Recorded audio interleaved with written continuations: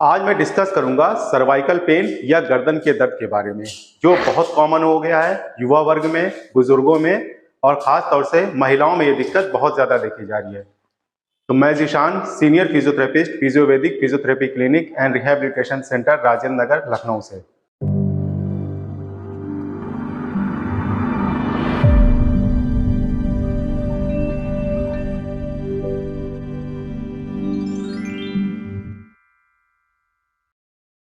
सबसे पहले हम अपनी गर्दन की मांसपेशियों का वर्क समझ लेते हैं कि हमारी गर्दन की मांसपेशियों का वर्क क्या है।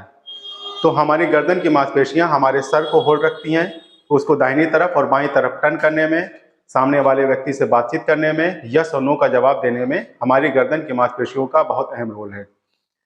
कभी कभी हम जब सुबह सो के उठते हैं तो ये महसूस करते हैं कि हमारी गर्दन बिल्कुल अकड़ गई है, कुछ प्रॉब्लम यहाँ पे हो रही है, उलझन होती है, किसी काम में मन नहीं लगता है।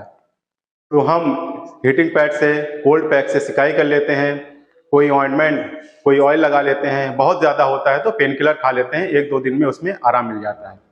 लेकिन दूसरी कंडीशन में हमारी गर्दन में यहाँ पे दर्द बना रहता है, यहाँ पे कुछ खिंचा खिंचा सा महसूस होता है, दिन हो या रात हो दर्द बना रहता है, कभी ज़्यादा हो जाता है, कभी कम हो जाता है। तो इसके कई कारण हो सकते हैं, जैसे छोटी मोटी चोट, हम कार पे चल रहे हैं, गड्ढा आ गया, अचानक से हमारी गाड़ी जंप की और हमारी गर्दन में जर्क लग गया। भारी हेलमेट पहनने से, मोटी तकिया लगाने से, पोस्चर न सही होने की वजह से, लंबे समय तक एक सिटिंग में बैठे रहने से, बहुत देर देर तक कंप्यूटर पे काम करने से, इमोशनल स्ट्रेस, फिजिकल स्ट्रेस या साइकोलॉजिकल स्ट्रेस होने की वजह से, बुजुर्गों में डिजेनरेटिव चेंजेस स्टार्ट हो जाते हैं। महिलाएं बहुत देर देर तक किचन में काम करती हैं, उनकी गर्दन झुकी रहती है।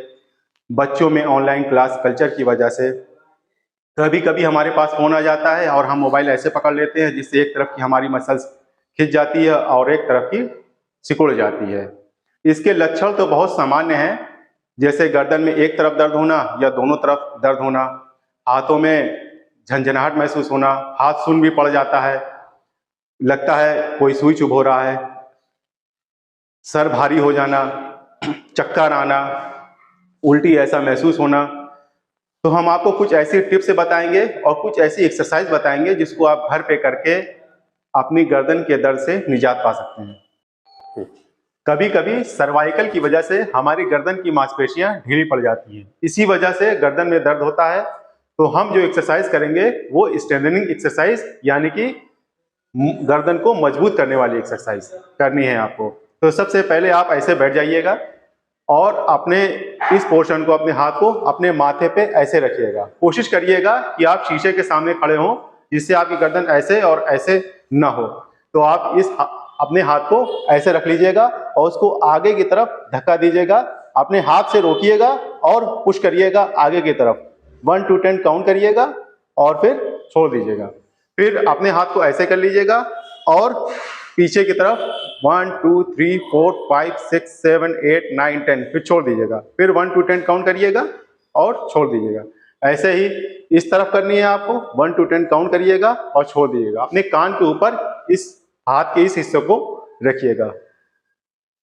फिर ऐसे ही इधर आपको करनी है।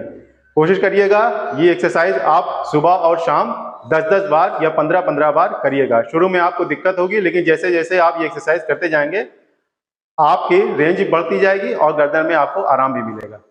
दूसरी एक्सरसाइज है चिन टक एक्सरसाइज।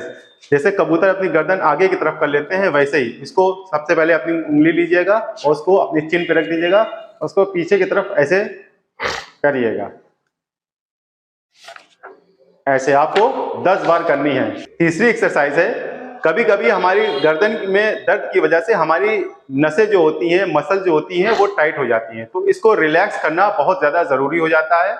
तो आप इस पोजीशन में ऐसे बैठ जाइएगा और अपना पैर पूरी पीछे की तरफ रखिएगा और अपने हाथ से इसको पकड़ लीजिएगा और अपने दूसरे हाथ से इसको ऐसे स्ट्रेच करने की कोशिश करिएगा। तो देखेंगे कि आप यहाँ पे आपकी पूरी मसल जो है स्ट्रेच हो रही है। ऐसे बहुत धीरे धीरे करिएगा, इसको ज़्यादा खींचिएगा नहीं।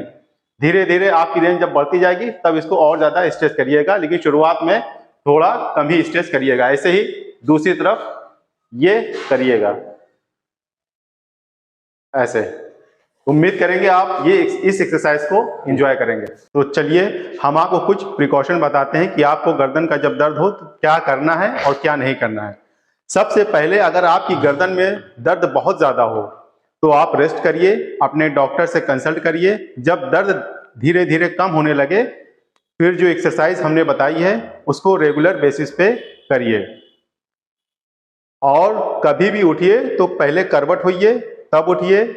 अगर आप सीधे सोते हैं तो तकिया पतली लगेगी, अगर आप करवट लेटते हैं तो तकिया इतनी मोटी हो कि आपके कंधे और आपकी गर्दन का जो गैप है वो फिल हो जाए, वो गर्दन ऐसे ना हो। और अपने कंप्यूटर को अपनी आंख के बिल्कुल सामने रखिए, पोस्चर सही करिए।